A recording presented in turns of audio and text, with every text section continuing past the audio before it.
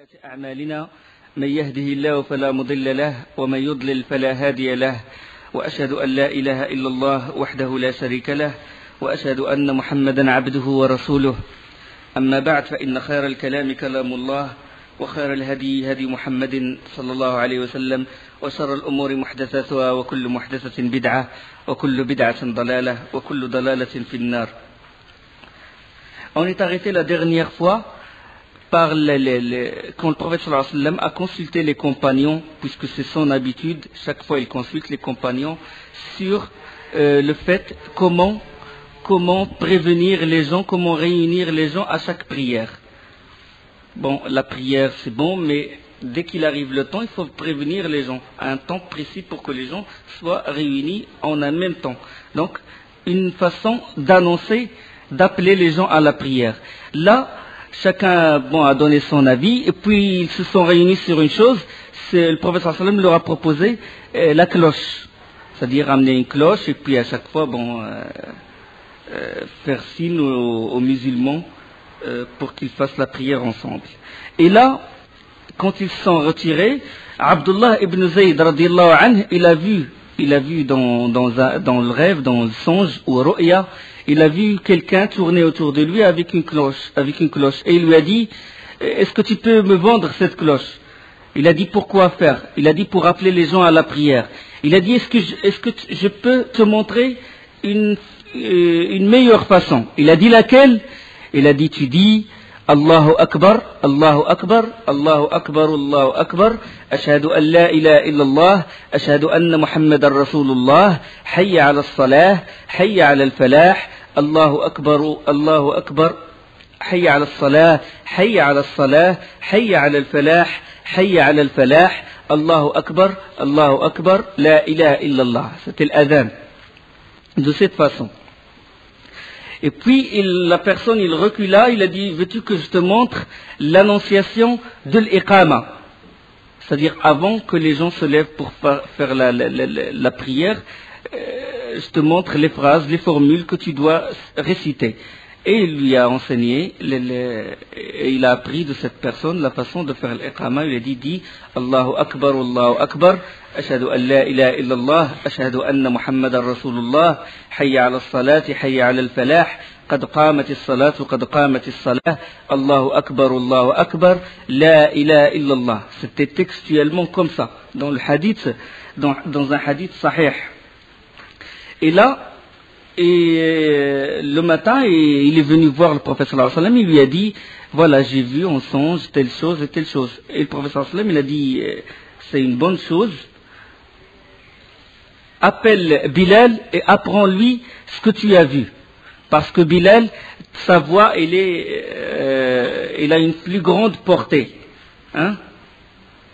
Donc, puisque Bilal, il a une voix qui est plus grande portée, qui peut atteindre des régions, des habitations lointaines, donc apprends-le à Bilal, c'est lui qui fera l'appel. Et il a invité Bilal, et la personne, il lui dit les formules, et Bilal, il appelle l'adhan. Omar radiyallahu anhu était chez lui. Il était chez lui, puis il a entendu l'adhan. Et quand il a entendu l'adhan, il a sursauté. Et il est sorti, il a traîné son manteau, et il est allé voir le prophète sallallahu alayhi wa sallam. Il a dit, Wallah, envoyé d'Allah, j'ai vu ça dans mon rêve. Et le prophète sallallahu alayhi wa sallam, il a dit, Alhamdulillah. Ça veut dire que ce adhan, il est vraiment, ce adhan, il est véridique, et qu'on peut l'adopter, bien sûr, il a eu la révélation du prophète sallallahu alayhi wa sallam après, pour raffermir, pour confirmer le fait, pour confirmer l'adhan de Abdullah ibn Zayd, et qu'a vu Abdullah ibn Zayd, et ce qu'a vu Omar ibn al-Khattab radiyallahu anhu. Alors là, quand vraiment le prophète sallallahu alayhi wa sallam s'est bien installé à Médine, Allah subhanahu wa ta'ala lui révéla le fait qu'il doit combattre les kuffars, le combat, le jihad fi sabilillah. Et il a dit subhanahu wa ta'ala, udhina lilladhina yuqataluna bi annahum zulimu wa inna allaha ala nasrihim laqadir. Autorisation est donnée à ceux qui sont à ceux autorisation est donnée à ceux qui sont attaqués de se défendre parce que vraiment ils sont lésés et Allah est certes capable de les secourir. Donc autorisation est donnée pour le combat fi sabilillah. Alors là, le prophète sallallahu alayhi wa sallam, il a organisé des expéditions. C'est ce qu'on appelle as-saraya, sariya. Sariya, ça veut dire quand il envoie des hommes avec un émir, mais sans la présence, le prophète sallallahu alayhi wa sallam, il les envoie, mais sans participer à cette expédition. Quand le prophète sallallahu alayhi wa sallam, il participe, on appelle ça ghazwa. Il y a différence entre sariya et ghazwa. La ghazwa, c'est avec la participation du prophète sallallahu alayhi wa sallam. Et sariya sans la participation du prophète sallallahu alayhi wa sallam. Et le premier drapeau, la première sariya, c'est celle de Hamza ibn Abd al-Muttalib radiyallahu anhu, l'oncle du prophète sallallahu alayhi wa sallam. L'oncle du prophète sallallahu alayhi wa sallam, et il l'a envoyé avec 30 hommes. Pourquoi? Pour traquer une caravane de Abu Jahl. Il va passer à côté de Médine et pour l'intercepter, pour la prendre comme butin. Il l'envoya pour intercepter cette caravane. Il y avait 30 hommes et l'étendard de cette expédition était blanc, liwa abiyat. Alors ils atteignirent la caravane et le combat il a failli se déclencher dans une région à Bani Domra, et à la tête c'est-à-dire il a failli y avoir un combat entre les deux, c'est-à-dire entre les soldats de Hamza radiyallahu anhu et la caravane qui a été dirigée par Abu Jahl. Mais là une personne est intervenue, il s'appelle Majdi ibn Amr. Et Majdi ibn Amr, il avait un pacte il avait une certaine réconciliation avec les deux clans. Et lui, il s'est mis avec ses hommes entre Hamza et entre la caravane. Il dit non, il ne faut pas qu'il y ait un combat et tout. Et puis il a laissé passer la caravane. Et Hamza, puisque le prophète sallallahu alayhi wa sallam lui a recommandé de s'attaquer à la caravane et de ne pas s'attaquer à autre, Hamza il s'est retiré. Et c'était la première expédition. C'était au mois de Ramadan, la première année de l'hégire. Le djihad il a commencé la première année de l'hégire. C'était au mois de Ramadan. Ça veut dire que le mois de Ramadan c'est pas un mois de paresse, c'est pas un mois de passer toute la journée à dormir. C'est un mois de djihad et les plus grands événements sont passés au mois de Ramadan. Le mois d'après, le mois de Shawwal, il organisa une sariya sous le commandement de Ubayd ibn al-Harith. La première, il n'y avait que des immigrants, c'est-à-dire que des muhajirin, il n'y avait pas l'Ansar. L'Ansar, c'est-à-dire les auxiliaires, ceux de Médine. De même, la deuxième, qui est commandée par Ubayd ibn al-Harith, le prophète sallallahu alayhi wa sallam l'a envoyé aussi pour intercepter une caravane aussi de Quraysh. Et toujours avec les immigrants. Et il envoie toujours, il met à la commandement de chaque expédition les proches parents, c'est-à-dire les vrais Qurayshites. Ubayd ibn al-Harith, Hamza et après Sa'd ibn Abi Waqqas, ces proches, c'était des vrais Qurayshites, des vrais Hashimites. Pourquoi? Pour montrer que maintenant le combat c'est plus entre deux tribus, c'est plus entre deux clans. Maintenant le combat c'est religion contre religion. Même si la personne il combat son propre père, même si le père il combat son propre fils. Le combat maintenant c'est pour la religion, pour que la religion d'Allah s'établisse. Alors ils doivent traquer une caravane qui a été dirigée par Ikrima ibn Abi Jahl. Et il y avait 60 hommes des immigrants. Et là aussi, la caravane, il a réussi à prendre la fuite. Il y avait des échanges de tirs, de flèches, et les savants, ils disent que Sa'd ibn Abi Waqqas, c'est le premier qui a tiré une flèche fi sabilillah. Sa'd ibn Abi Waqqas, radiyallahu anhu. Et puis juste après Shawwal, le prophète sallallahu alayhi wa sallam, il prépara une autre sariya dirigée par Sa'd ibn Abi Waqqas. ibn Khalati Rasulillah sallallahu alayhi wa sallam, le fils de sa tante. Il n'y a pas de repos, mois après mois. Et il a Sa'd ibn Abi Waqqas, il commandait cette sariya, cette expédition. Il y avait 20 hommes, juste 20 hommes, et il marchait à pied. Il n'y avait pas de chameau ou de cheval. Et il marchait à pied jusqu'à une région qui s'appelle Al-Kharar. Il a dit, quand tu atteins cet endroit, tu ne le dépasses pas. Et ils ont fait 5 jours de marche, et quand ils ont atteint cet endroit, la caravane qu'ils doivent intercepter est déjà passée. Donc ça finalement c'est comme une préparation. Allah subhanahu wa ta'ala, il prépare ces gens-là, ces moujahidines. Il est en train de les préparer, c'est-à-dire de doser, d'enlever cette peur qu'ils ont dans le cœur, d'affronter les kuffars. Donc c'est comme une sorte d'entraînement. Un échange de tirs au début, c'est-à-dire ils ne sont pas précipités directement dans le combat. Et là, après ceci, toujours la même année, le prophète sallallahu alayhi wa sallam, il sortit lui-même en expédition, dans une ghazwa.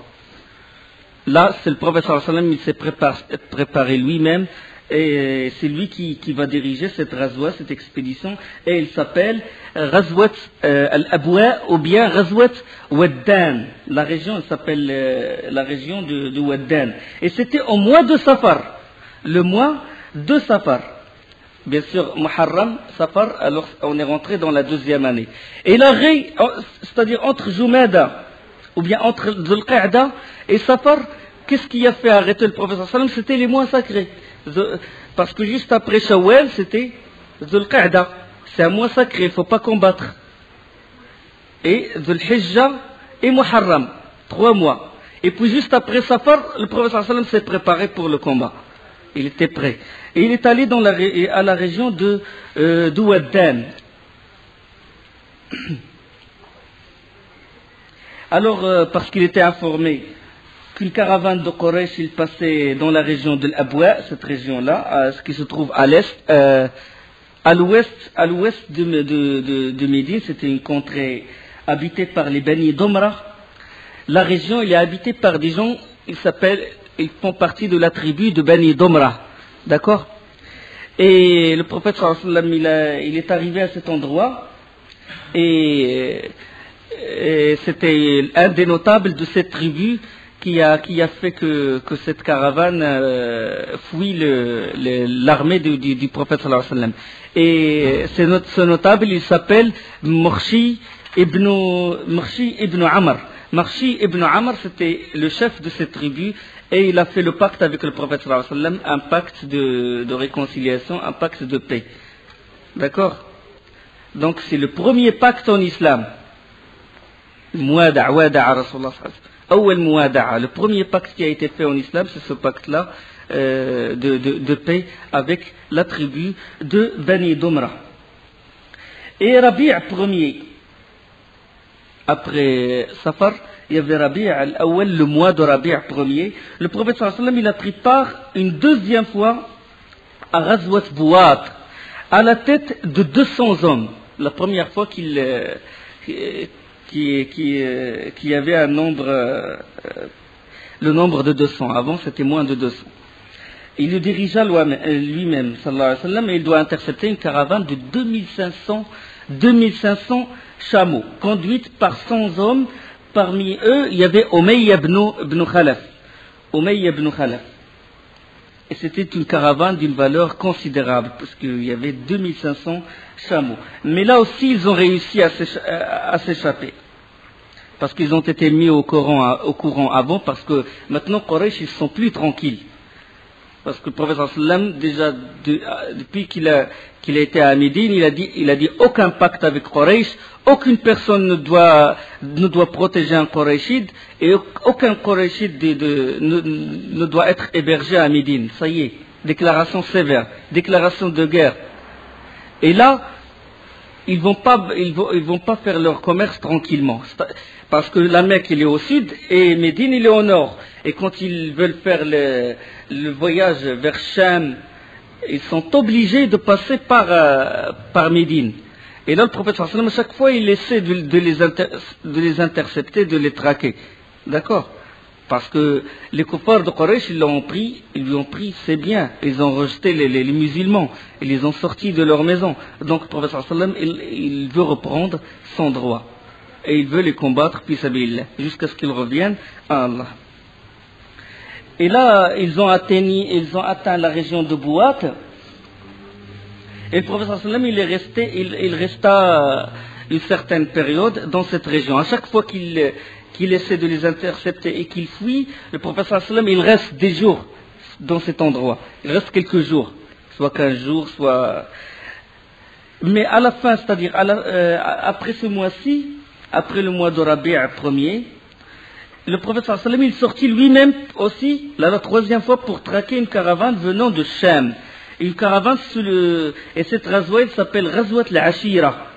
Et il campa dans la vallée de Yanbu. La vallée de Yanbu, il se trouve proche de la mer Rouge. Vous savez, les Jazira, il est comme ça. Et puis Médine, et puis la Mecque en bas. Badr, il est plus à l'ouest. Et puis la mer Rouge, il est là. Les montagnes du Hijaz. Et puis là, la mer Rouge. Yanbu, il se trouve proche du littoral, de la côte. Et le prophète sallallahu alayhi wa sallam s'est installé presque un mois dans cette région. Et il a fait un autre pacte avec les Bani Mudlij. Il y avait la tribu de Bani Mudlij. Maintenant, toutes les tribus commençaient à trembler. Ils veulent chercher la paix avec le prophète sallallahu alayhi wa sallam. Et le prophète sallallahu alayhi wa sallam, pour montrer que maintenant il a le pouvoir, et maintenant il peut, il a des hommes avec lui, maintenant il va instaurer la religion d'Allah dans la péninsule. À chaque fois, il reste dans un endroit exprès, un mois, pour montrer qu'il est puissant, pour montrer qu'il est capable de propager la religion d'Allah. Là, après quelques jours de son retour, les savants, certains historiens, ils disent 10 jours, Kirz ibn Jabir al-Fihri s'est attaqué aux bordures de Médine. On sait qu'aux bordures de Médine, il y avait des champs. Il s'est attaqué avec une troupe des kuffars. Il s'est attaqué, il est rentré dans ce champ et ils ont tué un homme et ils ont volé ses biens. Ils ont pris les chameaux, ils ont pris le bétail et tout. Les cris, ils sont parvenus au prophète sallallahu alayhi wa sallam, et le prophète sallallahu alayhi wa sallam, il monta directement sur son cheval. Et il les a poursuivis. Les compagnons, quand ils étaient mis au courant que le prophète sallallahu alayhi wa sallam, il est en train de poursuivre Kirz ibn Jabir, chacun il a pris sa monture pour rattraper le prophète sallallahu alayhi wa sallam. Alors là, Kirz ibn Jabir, quand il a vu le prophète sallallahu alayhi wa sallam le poursuivre et qu'il va l'atteindre, il commence à se débarrasser des affaires. Il a laissé parce que les chameaux, il a lourdi son rythme, il les a laissés, il a laissé le bétail, puis commence à se débarrasser de ses propres affaires. Même les choses qu'il a amenées, il commence à se débarrasser. Jusqu'à la région de Badr. Et là, il a pris la fuite, le prophète sallallahu alayhi wa sallam, mais il s'est arrêté. Là, juste après, il y avait le prophète sallallahu alayhi wa sallam, il a préparé une expédition, c'est l'expédition de Abdullah ibn Jahsh, radiyallahu anhu. Et il lui a donné un écrit, une lettre. Il a marqué dans cette lettre quelque chose, et il lui a dit, ne l'ouvre pas qu'après 2 jours, qu'après 2 jours de trajet, là tu ouvres ce qu'il y a dans cette lettre et ne contraint personne. C'est-à-dire, si quelqu'un veut faire demi-tour, ne le contraint pas. Abdullah ibn Jahsh, après 2 jours, il est parti déjà avec 8 émigrants, ils étaient au nombre de 8. Après 2 jours de trajet, le prophète sallallahu alayhi wa sallam lui a dit, il faut intercepter une caravane entre Taïf et la Mecque. Maintenant, c'est plus au nord. Maintenant, le prophète sallallahu alayhi wa sallam veut menacer même le sud. Les caravanes qui peuvent venir du Yémen. Il va de Médine, vous vous rendez compte, de Médine jusqu'à Taïf. Taïf et la Mecque, c'est à côté. Et là, il s'approche de la Mecque. Et ils ont préparé une embuscade et tout. Et ils attendaient, ils scrutaient, ils attendaient la venue de cette caravane. Là, Sa'd ibn Abi Waqqas, radiyallahu anhu, et Utba ibn Ghazwan, les deux, ils se relayaient sur une chamelle. Et cette chamelle, il a pris la fuite. Sa'd ibn Abi Waqqas et Utba ibn Ghazwan, commencé à chercher leur chamelle. Et il n'est resté que 6 personnes qui doivent préparer le coup. Donc il n'y avait que 6 personnes. Les autres, ils étaient en train de chercher leur chamelle. Là, la caravane, il est passé. C'est-à-dire avant que Saad ibn Abi Waqqas et Abdullah et Utba ibn Ghazwan ne viennent, nous rejoignent leur groupe, la caravane de Quraysh est passée. Qu'est-ce qu'ils vont faire? Bon, ils ont dit on va l'attaquer. Ils l'ont attaqué, à 6. À 6, ils l'ont attaqué. Ils l'ont attaqué. Les gens qui étaient dans la caravane, ils ont pris la fuite et ils ont tué Amr ibn al-Hadrami. Ils ont tué un kafir. Le premier kafir qui a été tué par la troupe des musulmans. Le premier. Ils l'ont tué, ils ont réussi à le tuer et à captiver 2 hommes. Ils ont captivé le Hassan ibn Kaysan et ils ont captivé Uthman ibn Abdillah ibn al-Mughira. Ils ont, à 6, toute la caravane, ils ont tué une personne et deux prisonniers. Et avec 200 personnes, ils n'ont pas réussi, avec 60, mais avec 6, subhanallah, ils ont réussi à avoir. Mais le problème, c'est qu'ils ont fait ça au cours du mois sacré. Au cours du mois sacré qu'ils ont tué cette personne. Ils ont cru que c'était toujours Jumada. Mais alors le mois de Rajab, qui est un mois sacré, est rentré. Ils ne savaient pas. Ils avaient mal calculé. Ils ne savaient pas que Rajab, parce que le mois de Rajab, c'est un mois sacré. Il ne faut pas combattre.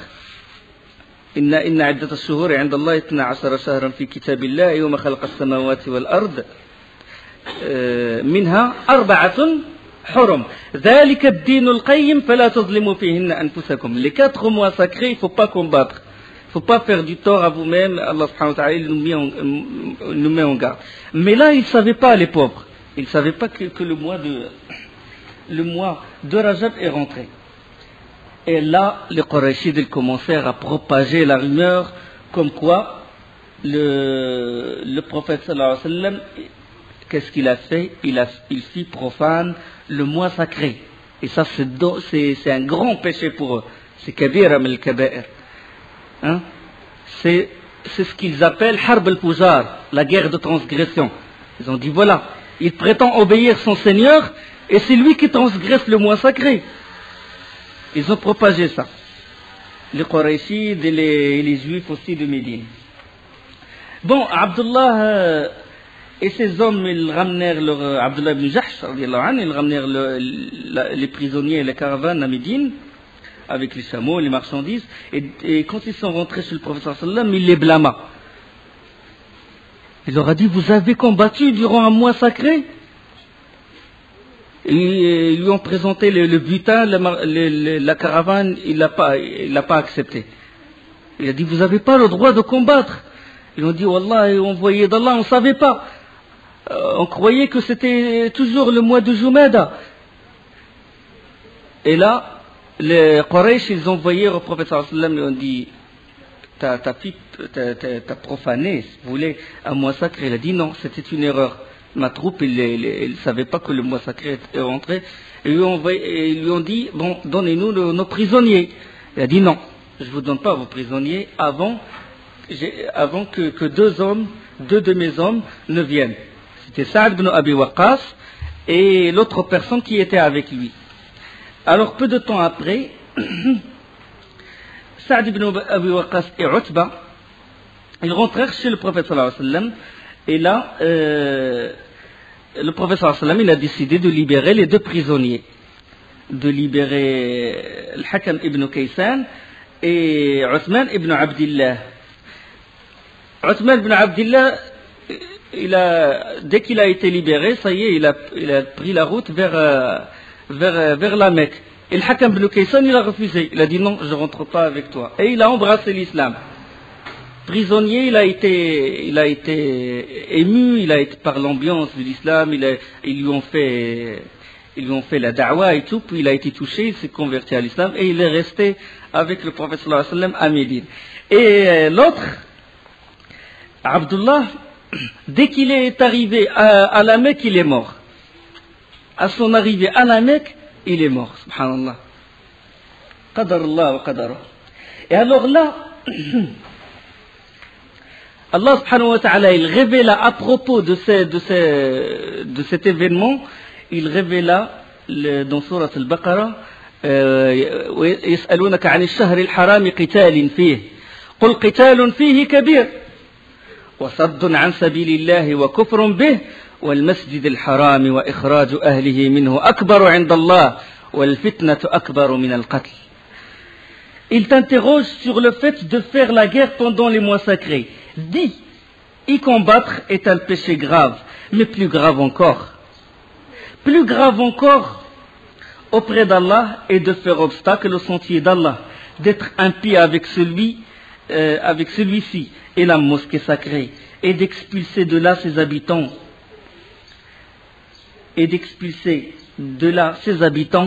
Le trouble est plus grave que le meurtre. Regarde comment Allah subhanahu wa ta'ala, comment il répond. D'accord, on est d'accord que vraiment le fait le combat dans un mois sacré, c'est une chose, un péché grave. Mais alors sortir les gens de leurs habits, de chez eux, barrer le chemin d'Allah, ça c'est Allah subhanahu wa ta'ala, il essaie de nous enseigner, nous apprendre comment dialoguer. Comment dialoguer avec le kafir, comment dialoguer avec l'innovateur, le mubtadi', comment dialoguer avec les gens. Des fois, quand un innovateur, il te reproche, il dit d'accord, je suis d'accord avec ça. Mais vous avez pire. Donc c'est une sorte, il nous apprend comment muhajjat al-dalal, comment discuter avec eux. Au cours de cette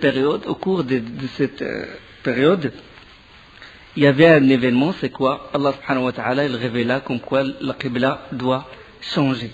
Qibla. Les musulmans, on sait que les musulmans à l'origine, ils se dirigeaient vers où? Vers le Masjid al-Aqsa, vers le Quds, Jérusalem. Ils se dirigeaient du côté du Bayt al-Maqdis. Et le prophète sallallahu alayhi wa sallam cherchait toujours à se tourner vers la Kaaba. Quand il était à la Mecque, qu'est-ce qu'il faisait? Quand il était à la Mecque, il mettait la Kaaba devant lui et il mettait Bayt al-Maqdis devant. Il se mettait à un endroit où Jérusalem et la Kaaba sont dans la même ligne. C'est-à-dire, il met la Kaaba entre lui et Bayt al-Maqdis. Comme ça, il fait les deux qibla. D'accord? Comme ça, il fait les deux. Mais quand il a émigré à Médine, il se trouve entre la Mecque et Bayt al-Maqdis. La Mecque, elle est au sud, et le Masjid al-Aqsa, il est au nord. Donc le prophète sallallahu alayhi wa sallam, s'il se dirige vers le Masjid al-Aqsa, il laisse la Kaaba derrière son dos. D'accord? Et le prophète sallallahu alayhi wa sallam, à l'intérieur de lui, il voulait se diriger vers la Kaaba. Et Allah subhanahu wa ta'ala, et ça a duré à peu près 16 à 17 mois. 16 à 17 mois à Médine. À Médine, 16 à 17 mois, il se dirigeait vers la mosquée de l'Aqsa. Et Allah subhanahu wa ta'ala, il a réconforté son envoyé, sallallahu alayhi wa sallam. Il a dit, قَدْ نَرَى تَقَلُّبَ وَجْهِكَ فِي السَّمَاءِ فَلَنُوَلِّيَنَّكَ قِبْلَةً تَرْضَاهَا فَوَلِّ وَجْهَكَ شَطْرَ الْمَسْجِدِ الْحَرَامِ.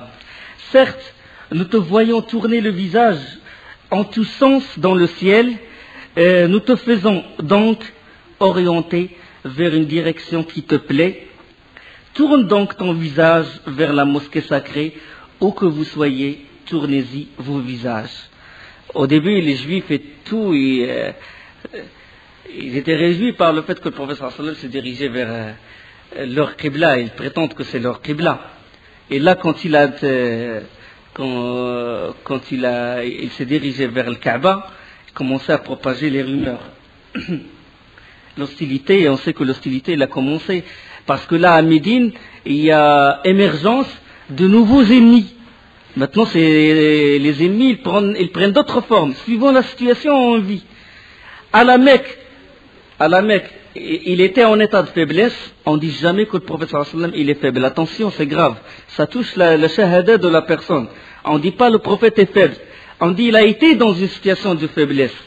Il y avait les compagnons, ils étaient minoritaires. Il était lui, mais lui toujours il était en situation de... Lui, il était fort. En tant qu'homme, en tant que messager, il était fort. Et on a donné des exemples. Donc, les ennemis, ils déclaraient leur haine et leur hostilité. Mais à Médine, maintenant qu'il a le pouvoir, il y a émergence des hypocrites, munafiqin. Il y a émergence et les juifs maintenant commençaient à se dresser. D'accord? Contre lui, contre le prophète sallallahu alayhi wa sallam. Et alors ils ont propagé la rumeur, ils ont dit c'est quoi cette religion? C'est quoi cette religion? Hier, il leur dit de faire la prière en direction de Jérusalem. Aujourd'hui, il leur donne l'ordre de changer de qibla. Le lendemain, c'est parce qu'il va leur demander. Comme ça, il propage pour mettre les gens en doute. Et ça a créé un trouble. Et Allah subhanahu wa ta'ala, il révéla leurs propos. Il dit, سيقول السفهاء من الناس ما ولاهم عن قبلتهم التي كانوا عليها قل لله المشرق والمغرب يهدي من يشاء إلى صراط مستقيم. Les faibles d'esprit parmi les gens vont dire qui les a détournés de la qibla vers laquelle ils s'orientaient auparavant. Dit, c'est à Allah qu'appartient l'Orient et l'Occident. Il guide qui il veut vers un droit chemin. C'est Allah qui oriente. C'est Allah qui oriente. ليس البر أن تولوا وجوهكم قبل المشرق والمغرب. La direction, bon, Allah nous a demandé de s'adresser à lui vers cette qibla. Mais l'essentiel, c'est la crainte, c'est le fait de se dévouer à lui. Hein? Donc, ils veulent propager ceci. Ils disent bon que chaque fois ils changent d'avis, votre prophète, etc. Mais là, aussi, il y a autre chose, il y a une raison derrière ça. Pourquoi Allah subhanahu wa ta'ala il leur a demandé que la qibla soit changée? Pour mettre à l'épreuve les gens. Est-ce que tu es soumis ou tu n'es pas soumis? Quand l'ordre d'Allah il vient, tu te soumets, ça y est. Et ça c'est une leçon qu'on doit retenir. C'est pas quand toute notre vie on fait une innovation, puis là il y a quelqu'un qui nous ramène un hadith ou un savant, il dit non, cette façon de faire, cette bid'a que tu as fait des années et des années, cette chose que tu faisais, c'est une innovation. Il ne faut pas la faire, il faut se soumettre au texte. C'est ça la soumission. Tu dis, tu te corriges. Si tu as fait une erreur toute ta vie, une innovation, tu te repens et tu te corriges. C'est ça le musulman. Il se soumet. Dès que le texte est là, il se soumet au texte. إنما كان قول المؤمنين إذا دعوا إلى الله ورسوله ليحكم بينهم أن يقولوا سمعنا وأطعنا. C'est ce il appartient aux croyants de dire nous avons entendu et nous avons obéi. C'est pas cette chose, ce hadith, il rentre pas dans ta tête. Il faut que cette tête, il se soumet à Allah. Il se soumet à celui qui a créé cette tête. Si tu n'arrives pas à déduire la sagesse ou la raison, pourquoi Allah il a légiféré ça, pourquoi Allah... Si tu n'arrives pas à comprendre la raison, tu dis سمعنا وأطعنا إنما كان وما كان لمؤمن أو مؤمنة إذا قضى الله ورسوله أمرا أن يكون لهم الخيرة من أمرهم. Ça y est, du moment qu'Allah il décide, ça y est, il n'appartient pas à un croyant, à une croyante, une fois qu'Allah et son messager ont décidé d'une chose, d'avoir encore le choix dans leur façon d'agir. C'est ça l'islam. Ça y est, du moment qu'Allah il a décidé, ça y est. Subhanahu wa ta'ala. Mise à l'épreuve. وَمَا جَعَلْنَا الْقِبْلَةَ الَّتِي كُنْتَ عَلَيْهَا إِلَّا لِنَعْلَمَ مَنْ يَتَّبِعُ الرَّسُولَ ممن ينقلب على عقبيه وإن كانت لكبيرة إلا على الذين هدى الله وما كان الله ليضيع إيمانكم. Nous n'avions établi la qibla vers laquelle tu te tournais que pour savoir qui suit le messager et qui s'en retourne sur ses talons. C'était un changement difficile, mais pas pour ceux qu'Allah guide à la soumission totale. Soumission devant l'ordre d'Allah subhanahu wa ta'ala. Al-Bukhari, il rapporte il rapporte que le Bara ibn Azib radiallahu anhu a dit, il a parlé de ça, c'est-à-dire que la prière c'était du côté de Jérusalem durant 16 à 17 mois, et puis quand la première salat, lui-même il rapporte, le Bara ibn Azib, il rapporte que la première salat qu'a fait le prophète sallallahu alayhi wa sallam, c'était en direction de la Kaaba, c'était la salat de l'Asr. C'était la première salat où il doit faire la prière du côté de la Kaaba. Et là, un groupe de compagnons ont fait la prière avec lui. Et un homme parmi ses compagnons s'appelle Abbad ibn Bashir. Quand il a fait la prière avec le prophète sallallahu alayhi wa sallam, il est sorti, puis il a trouvé des gens en train de prier. Et puis il a dit, je jure qu'Allah il a révélé à son prophète que la Qibla a changé et maintenant il est du côté de la Kaaba. Et eux, ils étaient dans la situation de recours, dans leur situation, dans l'état où ils se sont tournés. Dans l'état où, regardez la soumission totale. Ils se sont tournés vers la Kaaba. D'accord? Ils ont fait ce mouvement-là comme ça, comme quoi les compagnons, comment ils suivaient les pas du prophète sallallahu alayhi wa sallam. Et là, les compagnons, ils avaient des doutes, et puis ils ont demandé au prophète sallallahu alayhi wa sallam, ils lui ont dit, qu'en sera-t-il pour des frères à nous qui sont morts alors qu'ils priaient du côté de la mosquée Al-Aqsa? Nos frères qui priaient du côté de la mosquée Al-Aqsa, est-ce qu'Allah va accepter? Maintenant, il a abrogé cette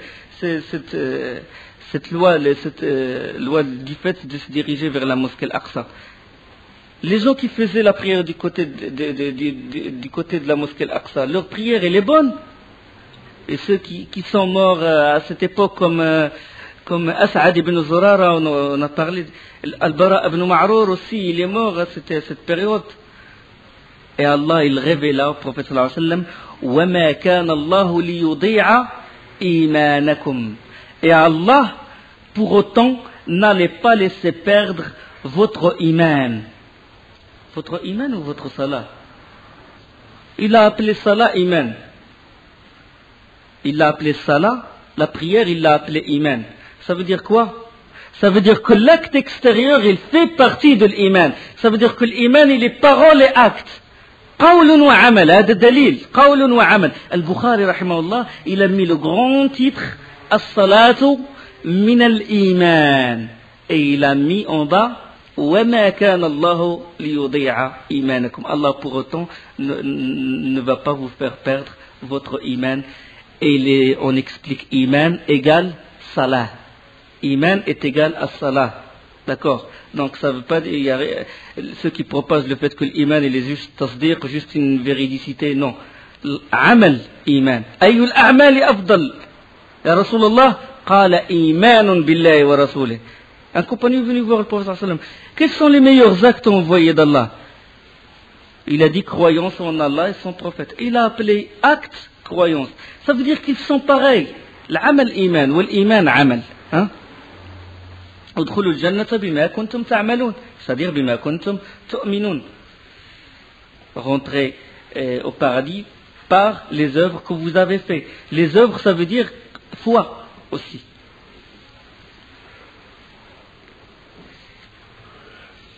Changement de Qibla, et juste après, dans le mois de Sha'ban, de cette deuxième année, au mois de Sha'ban, de la deuxième année de l'Hégire, quand Allah révèle au prophète sallallahu alayhi wa sallam qu'il doit jeûner le mois du Ramadan. Ya ayyuhalladhina amanu kutiba alaykumus siyamu kama kutiba ala alladhina min qablikum la'allakum tattaqun. Le jeûne du mois de Ramadan a été prescrit la deuxième année de l'Hégire.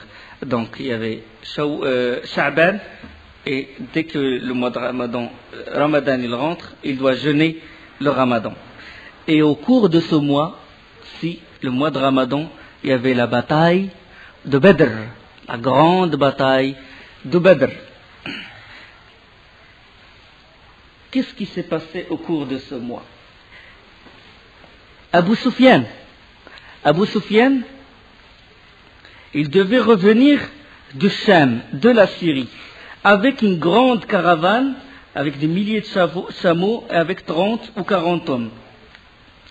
Lui, il était à leur tête. Et Allah subhanahu wa ta'ala, il a voulu que cette caravane, Allah, il décide comme il veut, subhanahu wa ta'ala.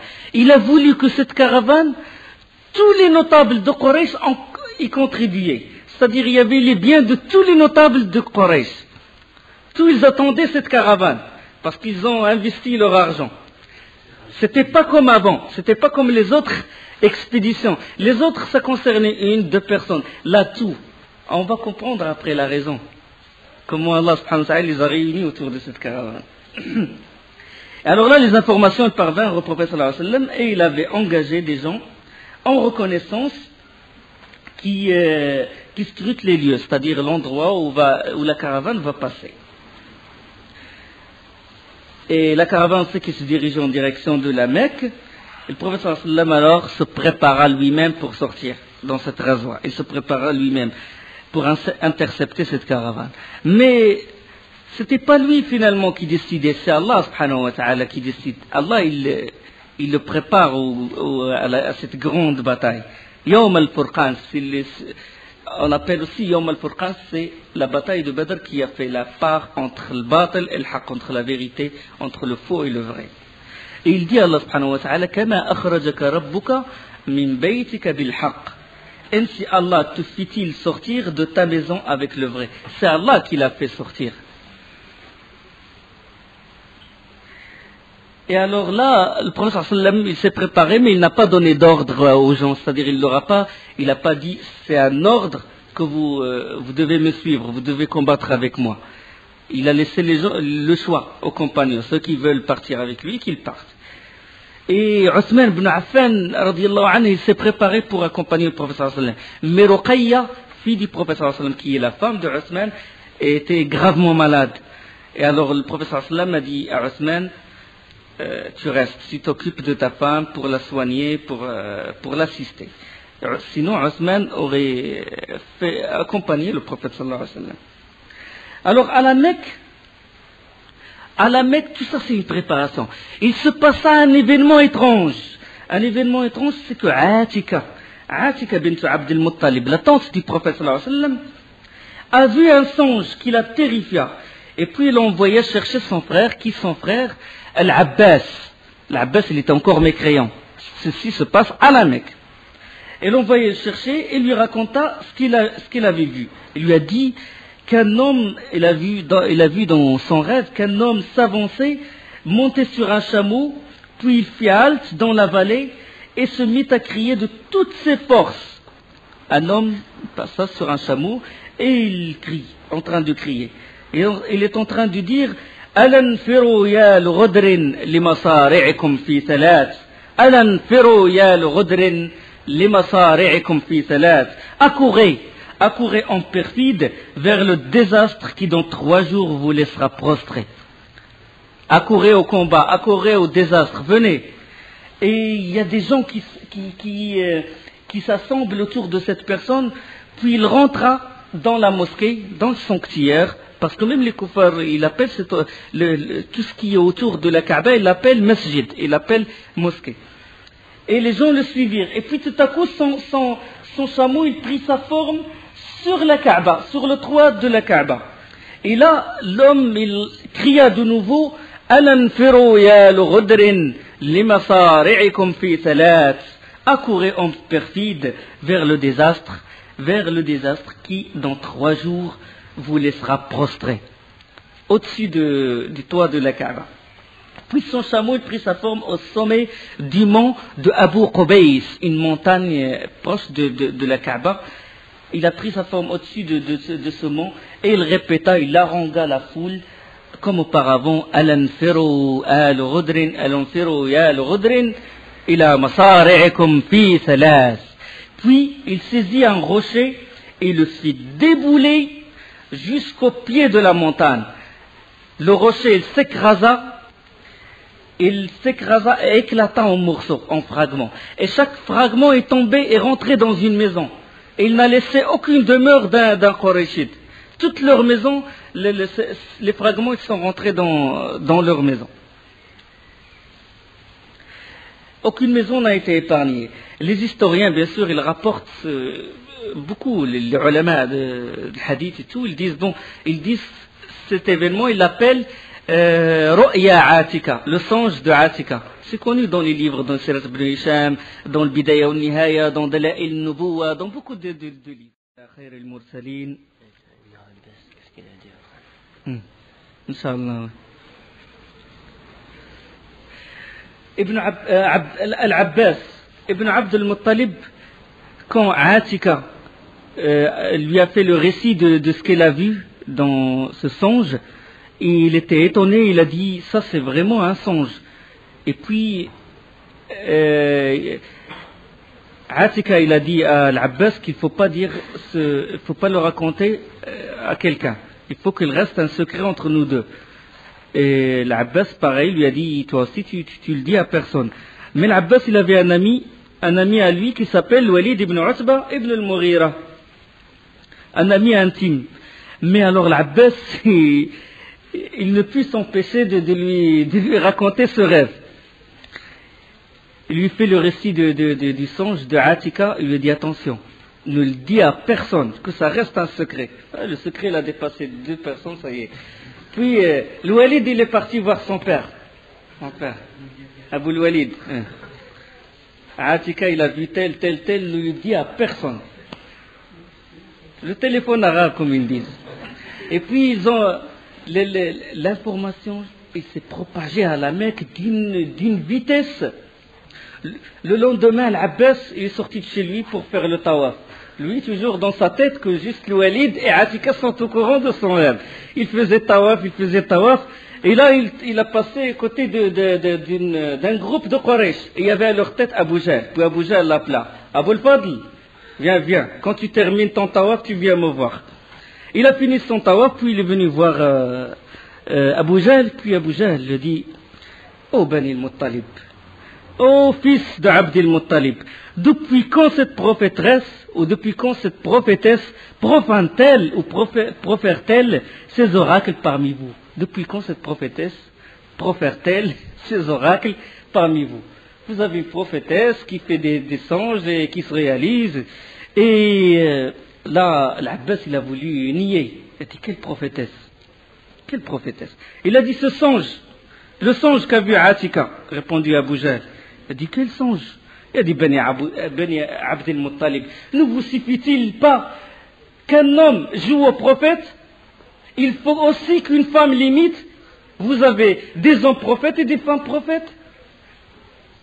Et l'Abbas, il a voulu se défendre comme il peut. Et puis, il a dit, je ne suis pas au courant et tout. Et puis, Abu Jahl, il a fait une déclaration sévère. Il a dit, par Allah, si ce rêve se réalise, c'est bon. S'il ne se réalise pas, on va transcrire sur un écrit que la famille de Bani al-Muttalib sont les plus menteurs des Arabes. Il n'y a pas de plus menteurs qu'eux. Alors là, l'Abbas, il est resté perplexe, il n'a pas pu répondre et il s'est retiré. Le soir même, les femmes de Bani al-Muttalib sont précipitées chez l'Abbas et lui ont fait des reproches. Comment tu laisses cet ignoble toucher à la réputation de nos hommes? Comment tu l'acceptes? Et en plus, il a touché à la réputation de nos femmes aussi. Et toi, tu n'as pas réussi à te défendre. Où est ton honneur? Où est ta jalousie? L'Abbas, il commença à avoir des remords, à avoir du répit et tout. Et puis il leur a dit, ça y est, je vais le voir. Dans 3 jours, je vais voir ce qu'il va. Il faut qu'il revienne sur ses propos, il faut qu'il revienne sur ses déclarations. Je vais l'affronter. Les femmes ne l'ont pas laissé tranquille. Et alors, l'Abbas, il décida de l'affronter. Et là, on va passer à Abu Sufyan, puisque Abu Sufyan, il doit passer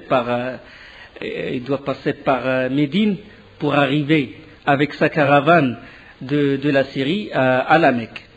Abu Sufyan, il savait que là, le prophète sallallahu alayhi wa sallam, il va plus les laisser tranquilles. Et donc, il envoyait des hommes Il envoie des hommes pour épier, pour scruter les lieux. Est-ce qu'il y a une armée qui est venue et tout. Il contrôlait tous les lieux, tout ce qui entourait sa route, son chemin. Alors là, il s'approcha du Hijaz avec sa caravane. Et comme j'ai dit, il épiait les nouvelles. Et il craignait à tout moment d'être assailli par l'armée du prophète sallallahu alayhi wa sallam. Et en même temps, le prophète sallallahu alayhi wa sallam, il dépêcha aussi 2 éclaireurs. C'est Bisbis ibn Amr et une autre personne. Adi ibn Abi Zarba. Deux éclaireurs pour lui ramener les informations. 2 éclaireurs pour est-ce que la caravane va passer et tout. Et ces 2 éclaireurs sont arrivés jusqu'à l'endroit de Badr. Ils ont agenouillé leurs chameaux, sont arrêtés sur une colline, il y avait les puits du Badr. Et puis, à côté des puits, il y avait 2 filles. 2 filles qui sont en train de discuter, de converser à propos d'une dette. Il y a une qui doit l'argent à l'autre. Et puis, l'une des filles a dit à l'autre, attends au moins jusqu'à demain ou après-demain, jusqu'à ce que la caravane elle vienne. Je vais travailler pour eux, je vais les servir et je te donne ce que tu me dois. Et puis, il y avait un villageois qui est passé à côté, il a dit, il a raison. Et là, les 2 éclaireurs, ça y est, ils ont dit, bon, soit demain, soit le lendemain, la caravane de Abu Sufyan va passer par Badr. Et ils sont allés voir le professeur sallam pour l'informer. Abu Sufyan, lui aussi, il a laissé la caravane, il montait sur un cheval et il fait le tour. Et là, il a vu à Badr le villageois, la personne. Et puis il lui posa la question. Il lui dit, t'as vu quelqu'un de suspect, des étrangers à la région? Il a dit, non, je n'ai vu personne. Sauf 2 hommes, il était sur cette colline. Puis ils se sont retirés. Alors là, Abu Sufyan, il monta à la colline, puis là, il y avait la fiente, les déchets des chameaux, puis il commença à les friter. Et il trouva les noyaux de dattes.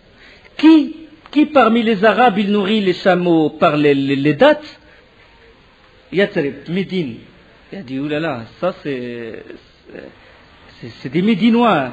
Ceux-là sont des Médinois qui sont... Là, il a mis l'alerte. Là, il a su qu'il ne va pas échapper. Il a dit, s'ils ne viennent pas me secourir, alors là, ça va être la catastrophe. Alors Abu Sufyan est pris de panique.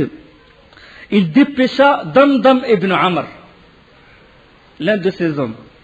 Il le dépêcha, c'était un spécialiste dans les informations. Un spécialiste. Les informations de l'époque, c'était un grand spécialiste. Damdam, il fonça immédiatement à la Mecque. Et quand il atteignit la vallée, avant d'arriver à la Mecque, il lacéra ses habits. Il lacéra il a déchiré ses vêtements. Sa chemise, il l'a déchirée. Et alors, il fondit le nez de son chameau. Il a pris le sang, il l'a mis sur son visage, sur ses vêtements. Il a tourné la selle de la monture et il criait. De loin, de la vallée, avant d'atteindre la Mecque, avant d'arriver à la cité. Il commença à crier. Un vrai informateur. Il a dit les chameaux de Allah Taïma, c'est une expression qu'utilisent les Arabes. Les chameaux de la caravane, les chameaux, Allah Taïma, Al-Ghaut, au secours. Il arriva à la cité, les gens se réunissent autour de lui. Qu'est-ce qui se passe, Damdam, raconte-nous. Et lui, Al-Ghaut, Allah Taïma. Puis il est arrivé jusqu'à Al-Kaaba. La foule s'agrandissait davantage. Et puis il commença à crier, dis-nous ce qui s'est passé. Allah Taïma. Puis il est rentré dans la foule. Et puis il s'est dirigé vers le mont d'Abu Qubays. Et la foule s'agrandissait jusqu'à ce qu'il a réuni presque toute la cité. Sur le mont de Abu Qubays, il commença à crier. Et il a dit, Mohammed et ses compagnons veulent s'emparer de la caravane. Peut-être il a dit, c'est trop tard. Elle dit, Abu Sufyan est en danger, etc. Et alors là, la cité, il fut immédiatement en proie à une vive agitation. Tout le monde a eu peur, tout le monde a assez bien dans cette caravane. Et alors là, l'Abbas ibn Abd al-Muttalib, lui, le troisième jour, ça s'est passé le troisième jour. Le troisième jour, il a fait tawaf et il attendait d'affronter Abu Jahl. Il attendait, il a dit, ça y est, je vais lui donner une vraie leçon. Abu Jahl, il a vu Abu Jahl sortir de la mosquée, se diriger droit vers lui. Et lui, il se préparait. Il se préparait pour le confronter. Puis Abu Jahl, il passa. Il le croisa sans lui dire un mot. Il a dit, comment il a eu peur de moi. Et puis l'Abbas, il raconte lui-même la version de l'Abbas. Il a dit, c'est que lui, il a entendu la voix de Damdam et moi, j'ai rien entendu. Lui, il a entendu la voix de cette personne et Abu Sufyan ne l'a pas entendu. Et alors là, les gens commençaient à se préparer au combat. Il faut qu'ils se défendent, il faut qu'ils défendent leurs biens. Tous les notables étaient là, sauf Abu Lahab, l'oncle du prophète sallallahu alayhi wa sallam. Lui n'a pas voulu sortir. Il n'a pas voulu sortir avec eux, mais il convoqua un notable qui lui devait de l'argent et lui dit, j'annule tes dettes à condition que tu dises aux gens que tu me remplaces. Et là, le notable, il l'a remplacé. Une autre personne, un autre notable n'a pas voulu participer à cette expédition. C'était Umayya ibn Khalaf. Umayya ibn Khalaf, son histoire est étrange. C'est que lui, Sa'd ibn Mu'ad était son ami. Et on sait que Umayya ibn Khalaf, il a donné la protection à Sa'd ibn Mu'ad. Sa'd ibn Mu'ad, c'est un Médinois. Et après l'immigration, Sa'd ibn Mu'ad, il est venu faire le pèlerinage, faire tawaf autour de la Kaaba. Musulman, radiyallahu anhu. Et puis Abu Jahl lui barra le chemin, il lui dit si c'était pas Umayya ibn Khalaf qui te protège, tu vas voir ce que je peux faire de toi. Il le menaçait à la Mecque. Et puis Sa'd ibn Mu'ad, il commença à répondre. Il a dit, si tu me fais quelque chose, je te barrerai tous les chemins qui passent par Médine. Tous tes commerces, je fais tout pour je t'interdirai cette route. La route qui passe par Médine, je l'interdirai. Et alors là, Umayya ibn Khalaf est intervenu. Il a dit, il ne faut pas lever ta voix sur Abu al-Hakam, Abu Jahl. Il a dit, il ne faut pas lever, c'est un des notables de la Mecque. Et puis Sa'd ibn Mu'ad, il dit, épargne-nous de toi, il a dit. Allah, le prophète sallallahu alayhi wa sallam, il nous racontait qu'on va te tuer. Il disait ça à Umayya ibn Khalaf. Il dit que le prophète sallallahu alayhi wa sallam nous dit que tu vas mourir entre les mains des musulmans. Umayya ibn Khalaf, il est pris de panique, il a dit, où ça? À la Mecque ou à l'extérieur? Il a dit, je ne sais pas. Et puis là, Umayya ibn Khalaf est rentré chez lui et est allé voir sa femme, il a dit, mon compagnon, il a dit des choses sur moi, qu'ils vont me tuer, et ils vont sûrement me tuer. Il a dit, par Allah, je ne vais pas quitter la cité. La Mecque, je ne vais pas la quitter. Je vais rester ici, pour être à l'abri. Et alors là, il est resté. Les gens sont en train de préparer, aussi, la fierté des Arabes. Ils mettaient les armes, la monture, Izza, la fierté et tout, avec l'épée. Il y en a qui préparent leur épée et tout. Et puis Umayya ibn Khalaf, il les regardait comme ça. Il regardait les gens comme ça, le seul. Et puis Uqba ibn Abi Mu'ayt. Uqba ibn Abi Mu'ayt, il s'approcha de lui. Et en tenant à sa main un encensoir. Le bror. Un encensoir. Vous connaissez l'encensoir? On met l'encens et tout. Et il commença à tourner autour de Umayya ibn Khalaf. Il dit, parfume-toi, parce que tu fais partie des femmes. Parfume-toi. Et puis Umayya ibn Khalaf, il dit, qabbahak Allah, qu'Allah te maudisse. Et il s'est levé, et il a préparé lui aussi sa monture, il a préparé son arme, il a dit, je vais quitter la cité. Et pendant qu'ils préparaient leur monture et leurs provisions, les notables se sont réunis et commencèrent à avoir, il y avait un problème, commencèrent à avoir une hésitation. C'est qu'il y a entre Quraysh et Bani Bakr, Ibn Manat, Ibn Kinana, les Kinanites, un conflit. Il y avait du sang entre eux, il y avait un problème de vengeance. Ce conflit est dû à quoi? Il est dû au fait qu'un homme de Kinana, de la tribu de Kinana, de Bani Bakr, a tué un Qurayshite. Il a tué un homme de Quraysh. Et alors là, le frère du Qurayshite, il a demandé le prix du sang. Et les Kinanites ont payé la rançon. Et l'histoire terminée. Ils ont payé la rançon, ils ont payé le diya, ce qu'on appelle en arabe diya. Le problème il fut résolu. Mais plus tard, qu'est-ce qui s'est passé? C'est que la personne qui a tué, le Kinanite qui a tué le Qurayshite est venu faire tawaf. Et le frère du Qurayshite, il l'a vu. Il l'a vu. Il s'est approché de lui, il a pris sa propre épée, il l'a tué avec sa propre épée, et il l'a accroché aux tentures de la Kaaba, sur la kiswa de la Kaaba. Oh là là, ça fait un grand conflit. Les Kinanites, ils ont dit, on vous a payé la rançon. Pourquoi il le tue? Et il le tue pendant qu'il faisait tawaf. C'est un grand péché. Eux, c'est des koufars, mais ils donnaient la valeur à la Kaaba, comme on le sait. À tawaf et à ces rites-là, avec leur shirk. Et alors là, ça y est. En plus, ce qui a aggravé la situation, c'est que Quraysh n'a pas voulu livrer le Qurayshite. Il n'a pas voulu lui donner ni rançon, il n'a pas voulu livrer celui qui a tué le Kinanite. Alors là, les Kinanites sont aux aguets, ils attendent l'occasion. Si quelqu'un passe à côté de leur territoire, un Qurayshite, ou si, il faut qu'il y ait quelque chose, une occasion pour qu'ils se vengent. Parce que les Arabes, ils vont pas laisser tomber comme ça que l'un des leurs soit tué sans que sa mort ne soit vengée.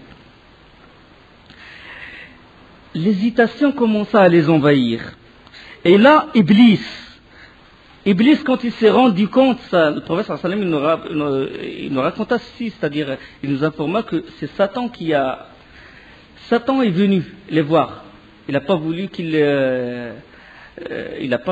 restent chez eux sans combattre. Il a voulu qu'ils combattent comme ça pour anéantir la religion d'Allah.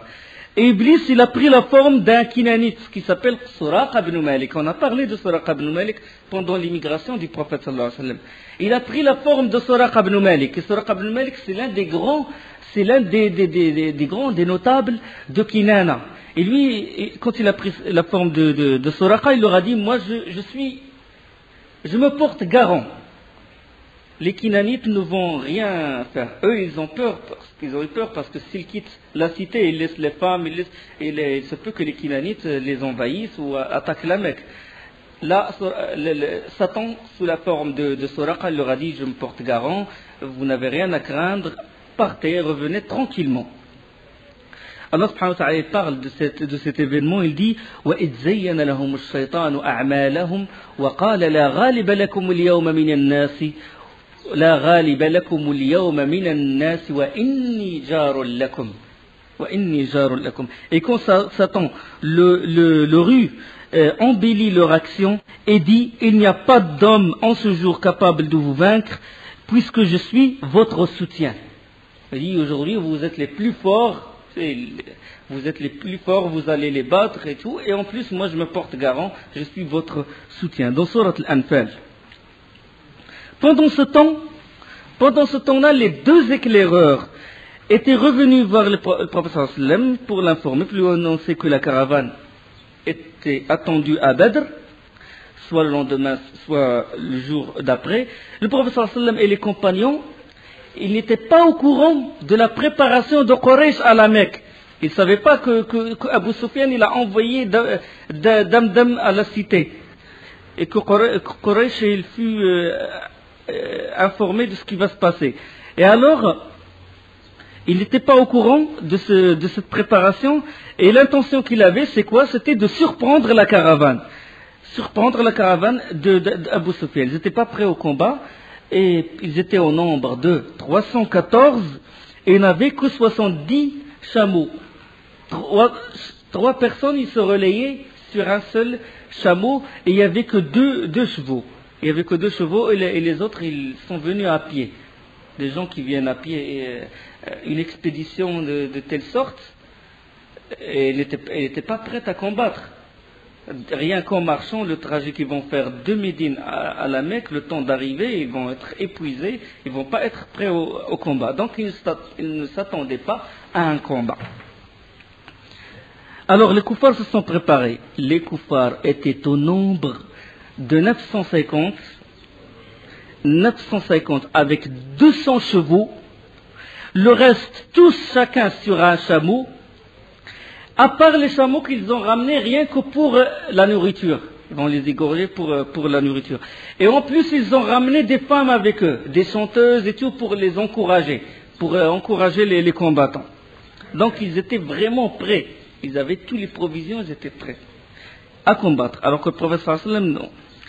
Alors le prophète sallam lui fut révélé, Allah lui révéla que Quraysh est sorti pour le combattre. Quraysh est venu combattre. Et là, le prophète sallam, comme il est, sallallahu alayhi wa sallam, il consulte toujours ses compagnons, il convoqua les compagnons, radiyallahu anhum, et puis il leur dit, voilà, notre but c'était de s'emparer de la caravane, mais Allah nous révéla que Quraysh a préparé toute une armée. Elle a préparé toute une armée. Hommes, donnez-moi votre avis. Quand il a dit ça, hommes, donnez-moi votre avis, Abu Bakr se leva. Il a dit, nous sommes favorables, on va te suivre. Il remercia Abu Bakr, il a dit, assis-toi Abu Bakr, parce qu'il ne s'adressait pas directement à lui, il connaissait. Puis il répéta, hommes, donnez-moi votre avis. Puis Omar se leva. Je suis avec toi, on va te suivre, on va te soutenir au voyage d'Allah. Il répondit, il pria pour Abu Bakr, il pria pour Omar, et puis il répéta, homme, donnez-moi votre avis. Puis le Miqdad, radiyallahu anhu, il se leva. Il a dit, oh envoyé d'Allah, poursuis ce qu'Allah t'a ordonné, nous sommes avec toi. Nous ne te dirons pas comme les enfants d'Israël ont dit à Moussa. Qu'est-ce qu'ils ont dit? Nous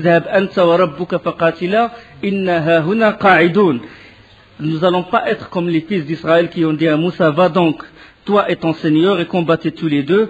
Quant à nous, nous resterons ici. Mais plutôt nous dirons,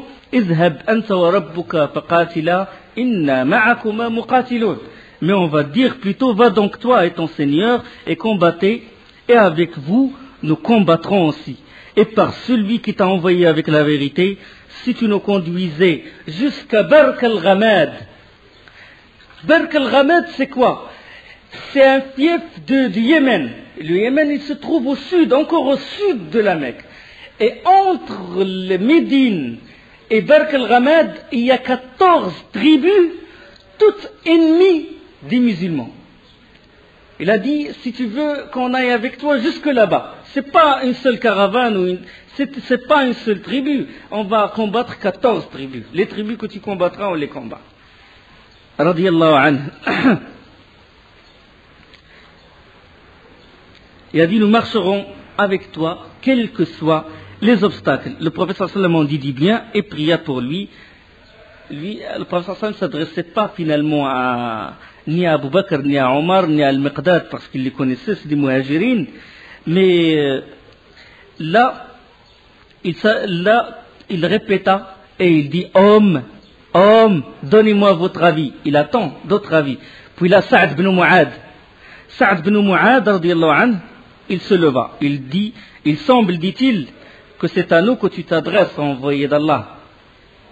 Quand tu répétais, c'était à nous que tu t'adresses, c'est-à-dire à qui? Aux auxiliaires, aux Ansar, qui ont fait le pacte du djihad, l'Aqaba Thaniya. Quand ils ont dit, nous te protégeons comme nous protégions nos propres enfants. Alors, maintenant le pacte, il doit être appliqué. Vous êtes des hommes de parole ou pas?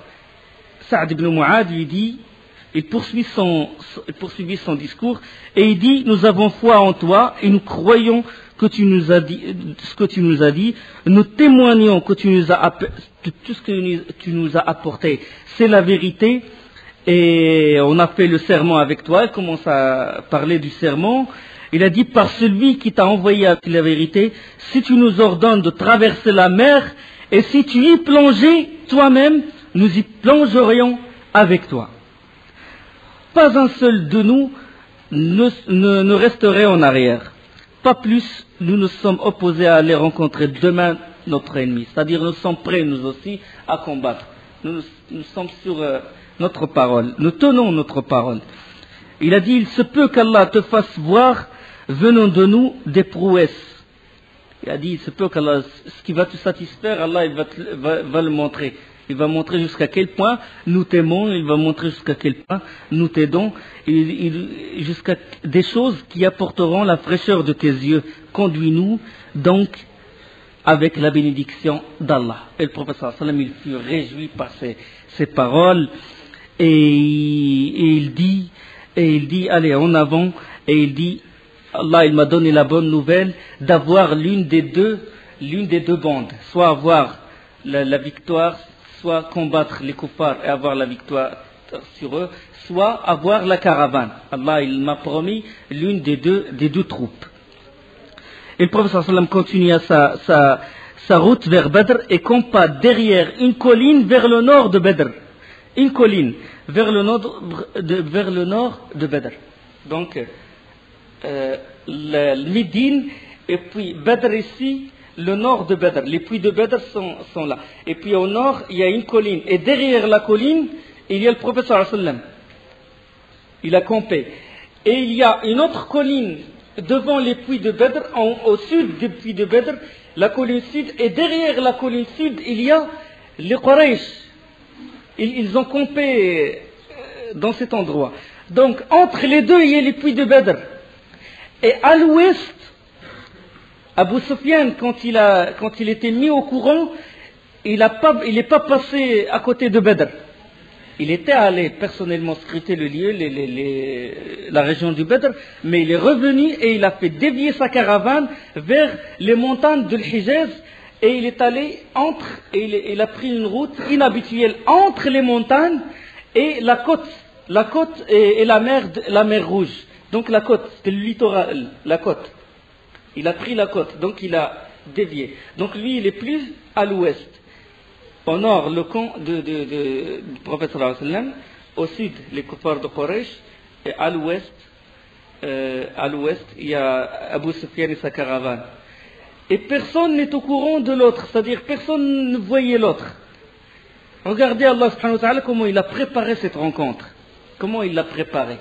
Et Allah subhanahu wa ta'ala, il dit à propos de ça, il dit إذ أنتم بالعدوة الدنيا وهم بالعدوة القصوى والركب أسفل منكم ولو تواعدتم لاختلفتم في الميعاد ولكن ليقضي الله أمرا كان مفعولا.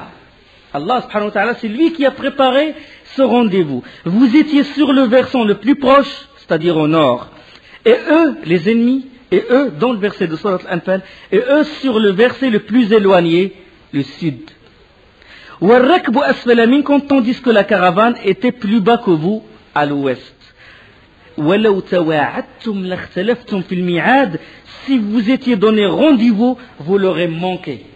Si vous étiez donné rendez-vous à cet endroit, à cette heure précise, vous l'aurez manqué. Mais Allah, il a décidé, il a décidé que ce rendez-vous soit fait ici. Que c'est ici l'endroit de la rencontre. Mais assurément, Allah a décidé d'accomplir un ordre qui devrait être exécuté.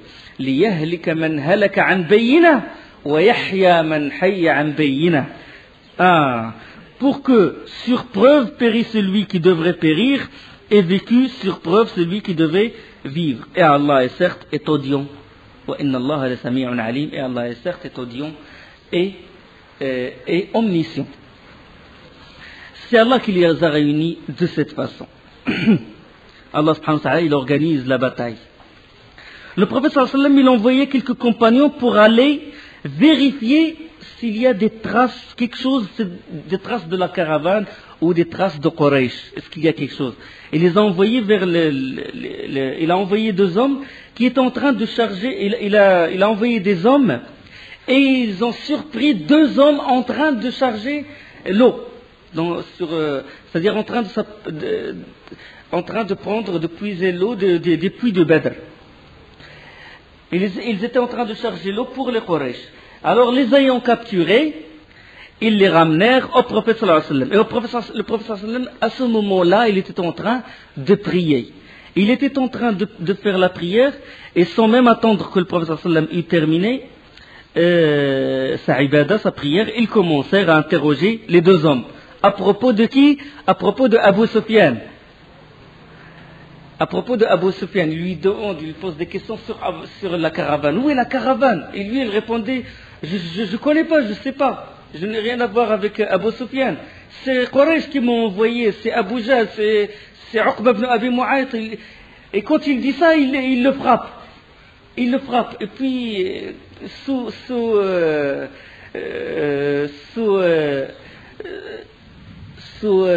les frappes de Quraysh, il dit d'accord, je suis avec Abu Sufyan. Et là, il le relâche. Puis après, il dit non, je ne suis pas avec Abu Sufyan, c'est Quraysh qui m'envoie. Ils le reprennent de nouveau et il le retape. Et il le tape. Et puis le prophète sallallahu alayhi wa sallam, quand il a terminé la prière, il leur a dit subhanallah, il vous dit la vérité. Vous le frappez, il vous dit quand il vous ment, vous le lâchez. Pourquoi? Parce qu'Allah, il a dévoilé quelque chose qui avait dans son cœur, c'est qu'ils n'étaient pas prêts au combat et qu'ils voulaient la caravane. Ils voulaient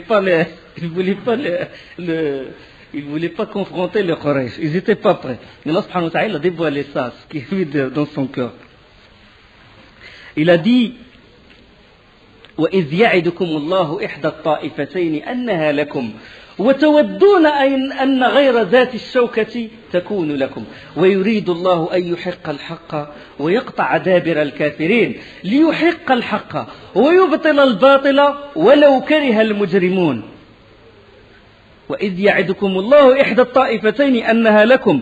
Et quand Allah vous promettait qu'une des deux bandes sera à vous, une des deux bandes, soit la caravane, soit la victoire, à vous, vous désiriez vous emparer de celle qui était sans armes. Vous voulez celle qui est plus facile, où il y a moins de combats, celle sans armes. Allah, il veut autre chose.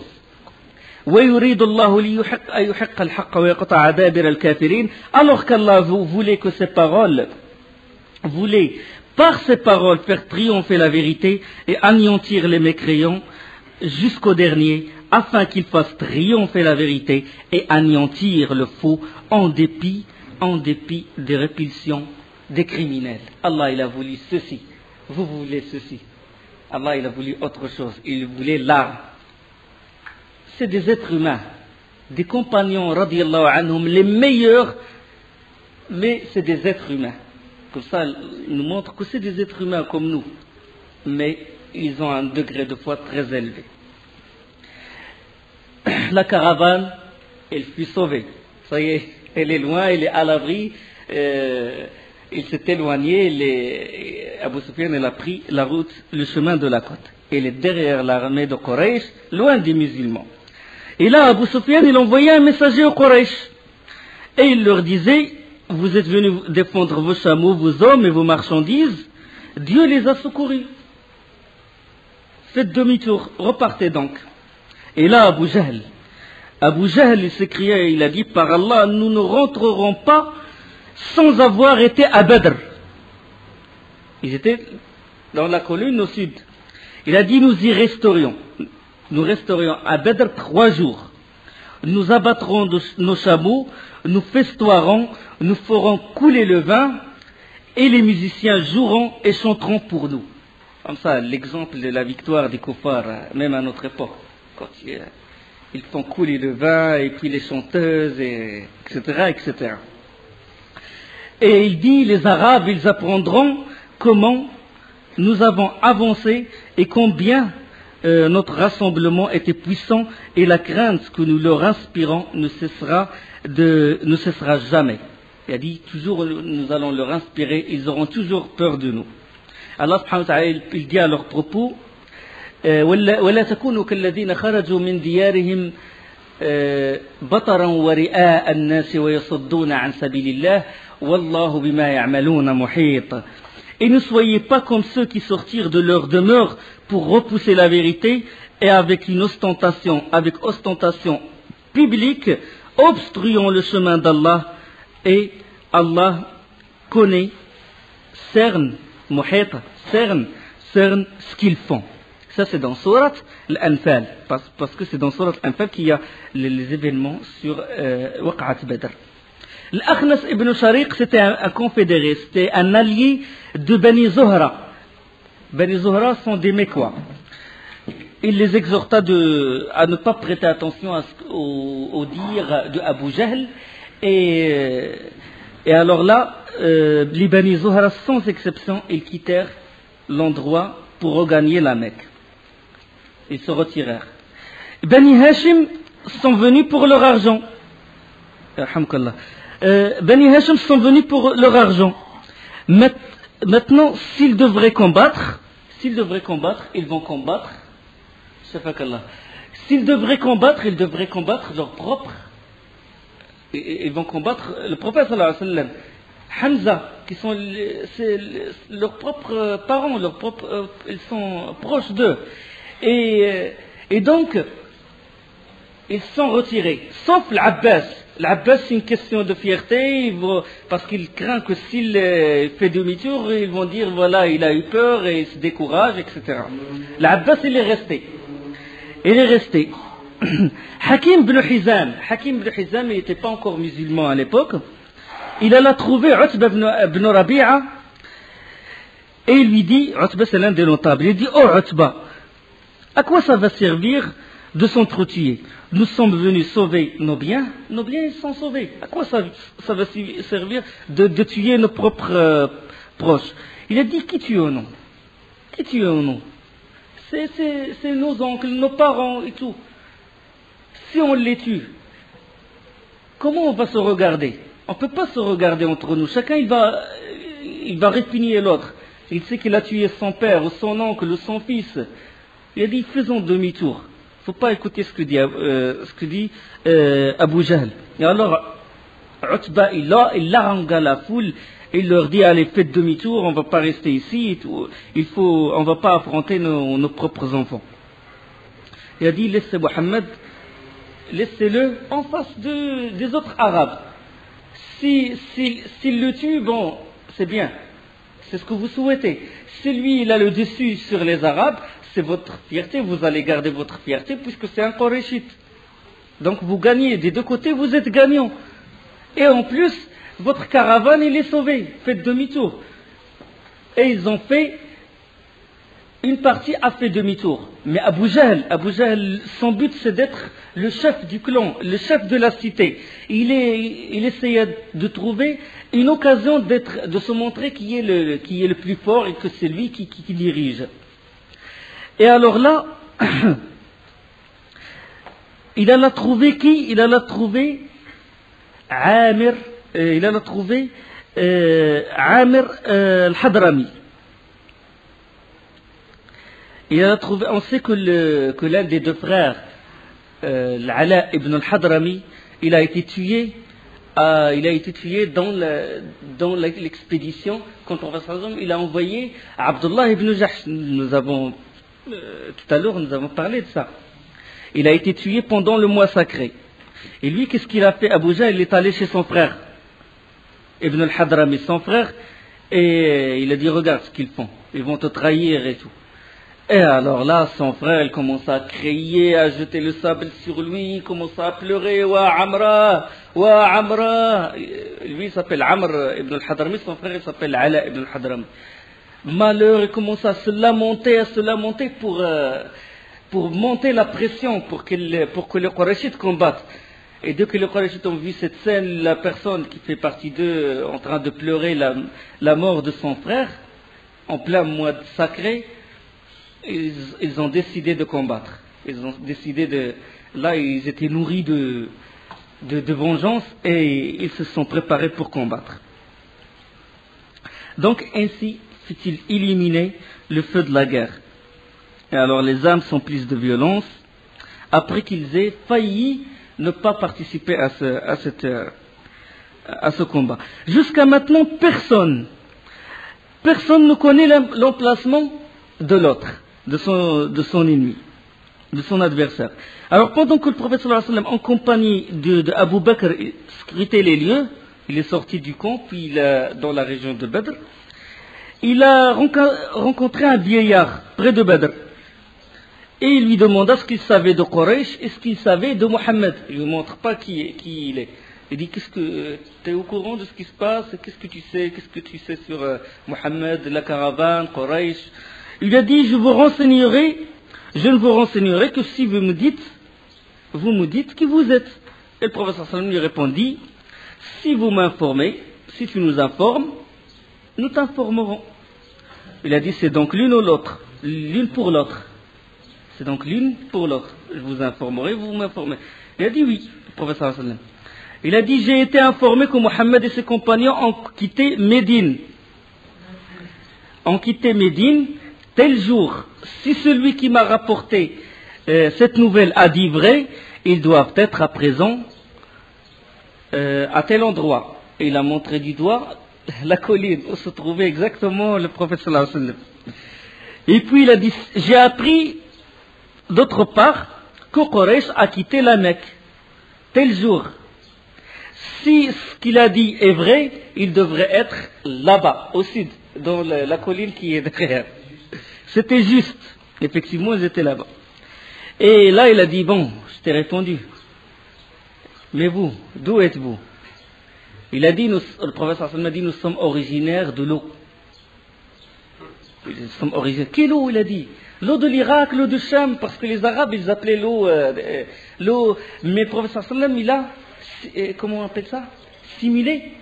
Tawriya, en arabe. Hein? Il a répondu vrai, il n'a pas menti. Oui, nous sommes créés de l'eau. L'être humain, il est créé d'eau. Il est créé de quoi? Donc, le prophète sallallahu alayhi wa sallam, il a raison. Et la personne, l'eau de quelle région?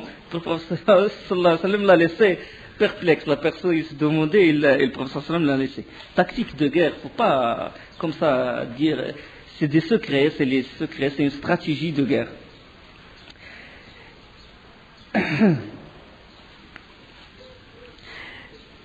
Entre les deux clans, entre les deux collines, il y avait les puits de Badr. Mais les puits de Badr sont encore plus proches du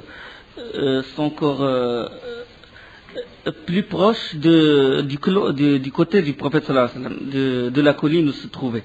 C'était une pente douce qui descendait vers l'armée des musulmans. Le prophète sallallahu alayhi wa sallam, il ordonna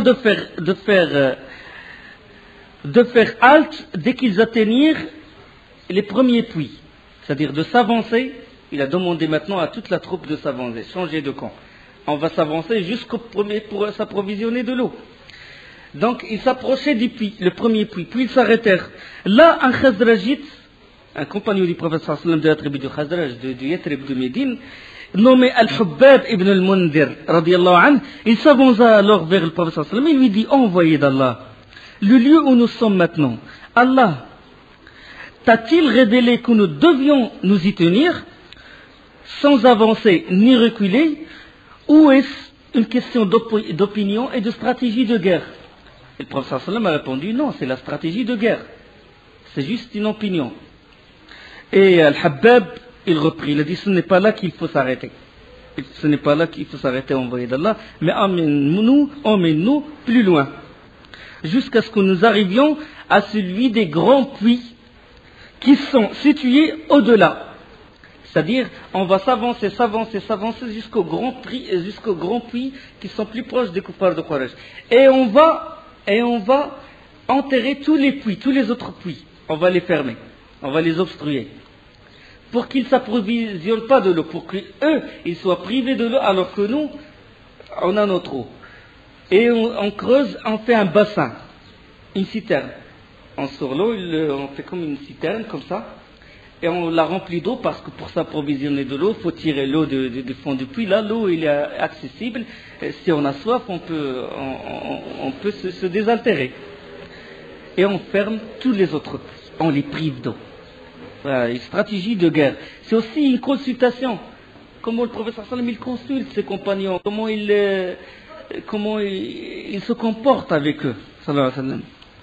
Alors le prophète il s'allia à cet avis, à cette idée, et le plan de Habbab ibn al-Mundhir, il fut exécuté dans ses moindres détails. Et les puits